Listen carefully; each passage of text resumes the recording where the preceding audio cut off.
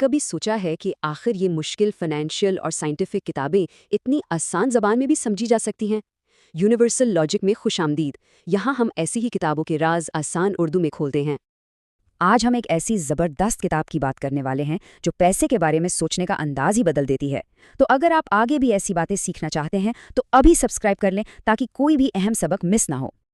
तो आज हम रॉबर्ट कियोसाकी की मशहूर ज़माना किताब रिच डैड पुअर डैड के उस एक रूल पर बात करेंगे जो पैसे के खेल को हमेशा के लिए बदल सकता है।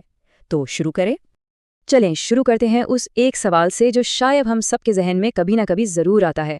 आखिर ऐसा क्यों है कि ज़्यादातर लोग पूरी ज़िंदगी सख्त मेहनत करते हैं लेकिन फिर भी कभी अमीर नहीं हो पाते? इसी सवाल का जवाब आज हमारी पूरी गुफ्तगू का मरकज़ है।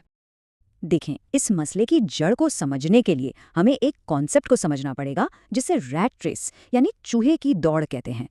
ये आप समझ लें एक ऐसा जाल है जो बहुत ज़हीन और मेहनती लोगों को भी माली तौर पर आगे बढ़ने नहीं देता। किताब के मुताबिक हमारी फाइनेंशियल ज़िंदगी को दो बहुत ताकतवर जज्बात कंट्रोल करते हैं। एक है डर और दूसरा है लालच। पैसा ना होने का डर हमें सुबह उठाकर काम पर भेजता है और फिर जब सैलरी हाथ में आती है तो उन सारी चीज़ों को खरीदने का लालच जिससे पैसा खरीद सकता है हमसे सब कुछ खर्च करवा देता है। ये एक ऐसा चक्कर है जो कभी ख़त्म ही नहीं होता, है ना? और बस यहाँ से वो पैटर्न शुरू हो जाता है जिसमें अक्सर लोग फंस जाते हैं। सुबह उठो, काम पर जाओ, बिल पे करो और फिर अगले दिन से ये सब दोबारा शुरू। सबसे बड़ी गलत फहमी लोगों को ये होती है कि ज़्यादा पैसा कमाने से ये मसला हल हो जाएगा, लेकिन होता इसके बिल्कुल उलट है। जैसे जैसे इनकम बढ़ती है, खर्चे भी बढ़ जाते हैं और लोग पहले से भी बड़े रैट रेस के चक्कर में फंस जाते हैं। तो फिर इस चूहे की दौड़ से निकला कैसे जाए? क्या इसका कोई राज है? किताब कहती है बिल्कुल है, और इसके लिए हमें पैसे का सिर्फ एक सबसे अहम उसूल समझना होगा। एक ऐसा उसूल जिस पर अमीर लोग हमेशा अमल करते हैं। और वो उसूल ये है, अमीर लोग एसेट्स खरीदते हैं, गरीब और मिडिल क्लास लोग लाइबिलिटीज खरीदते हैं, ये सोच कर कि वो एसेट्स हैं। बस यही वो एक सोच का फ़र्क है जो अमीर और बाकी सबके दरमियान ज़मीन आसमान का फ़र्क पैदा कर देता है। किताब इसकी इतनी आसान तारीफ बताती है कि कोई कभी भूल ही नहीं सकता। जैसा कि आप यहाँ देख सकते हैं, एसेट वो चीज़ है जो आपकी जेब में पैसा डालती है, जबकि लायबिलिटी वो चीज़ है जो आपकी जेब से पैसा निकालती है। बस सारा खेल इसी बात का है कि पैसा आ रहा है या जा रहा है। असल राज इस बात में छुपा है कि पैसा चलता कैसे है, यानी कैश फ्लो। चलें अब आगे बढ़ते हैं और देखते हैं कि अलग अलग लोगों के लिए कैश फ्लो की कहानी क्या है। यहाँ आपको सब कुछ साफ हो जाएगा। सबसे पहले एक गरीब शख्स की बात करते हैं। पैसा नौकरी से आता है और सीधा खर्चों में चला जाता है। किराया, खाना, बिल्स। दौलत बनाने के लिए कुछ बचता ही नहीं। पैसा बस आता है और चला जाता है। अब आते हैं मिडिल क्लास की तरफ। यहाँ मामला थोड़ा सा पेचीदा हो जाता है। वो अपनी इनकम से ऐसी चीज़ें खरीदते हैं जिन्हें वो एसेट समझते हैं, जैसे घर की किस्त, गाड़ी का लोन। लेकिन हकीकत में ये लाइबिलिटीज़ हैं। क्यों? क्योंकि ये चीज़ें पैसा बनाने के बजाय उल्टा जेब से पैसा निकालती हैं और उन्हें उसी रैट रेस में घुमाती रहती हैं। और अब देखते हैं सबसे बड़ा और सबसे अहम फ़र्क। अमीर लोग क्या करते हैं? वो अपने पैसे से एसेट्स खरीदते हैं। ये एसेट्स जैसे कि प्रॉपर्टीज, स्टॉक्स या बिजनेसेस उनके लिए इनकम बनाते हैं और फिर वो उस इनकम से और एसेट्स खरीदते हैं।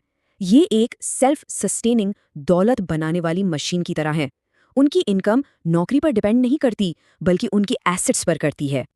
ठीक है, तो अब जब हमने ये बुनियादी उसूल समझ लिया है तो सबसे अहम सवाल ये उठता है कि हम इस इल्म को इस्तेमाल कैसे करें। फाइनेंशियल फ्रीडम यानी माली आज़ादी का रास्ता कैसे बनाएं। किताब के इस सबक से बिल्कुल 3 वाज़ेह स्टेप्स सामने आते हैं। नंबर 1, सबसे पहले तो एसेट और लायबिलिटी के फ़र्क को अपने जहन में बिल्कुल साफ कर लें। नंबर 2, अपना पूरा फोकस सिर्फ और सिर्फ ऐसी चीज़ें खरीदने पर रखें जो इनकम बनाएं, यानी एसेट्स। और नंबर 3, जो उतना ही ज़रूरी है, अपनी लायबिलिटीज़ और फजूल खर्चों को जितना हो सके कम करें। यह सुनने में जितना आसान है, करने में उतना ही मुश्किल।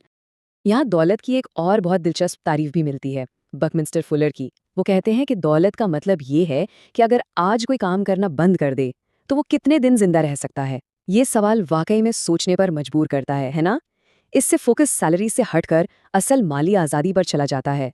तो इस पूरी बहस का खुलासा क्या है? सबसे अहम बात जो याद रखनी है वो ये है, असल दौलत पेचेक से नहीं बनती, ये बनती है अपने एसेट कॉलम पर फोकस करने से। सवाल ये नहीं कि कितना कमाते हैं, सवाल ये है कि वो पैसा हमारे लिए कितना काम कर रहा है। और अब जाते जाते एक सवाल जिस पर जरूर सोचिएगा, ये एक आम अकीदे को चैलेंज करता है और जो कुछ हमने सीखा है उसको आजमाता है। सवाल ये है, क्या जिस घर में आप रहते हैं वो एक एसेट है या एक लायबिलिटी? इसका जवाब किसी की भी माली जिंदगी का रुख बदल सकता है। लेकिन कहानी यहाँ ख़त्म नहीं होती।